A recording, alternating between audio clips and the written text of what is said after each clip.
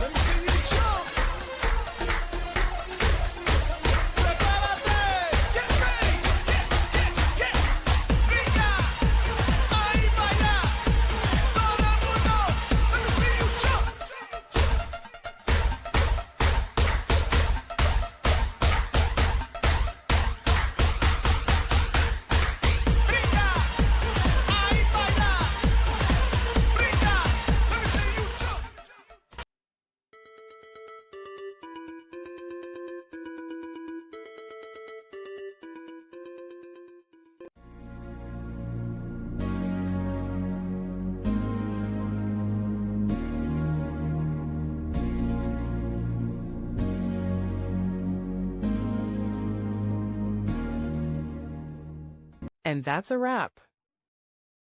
I hope you found the answer you were looking for.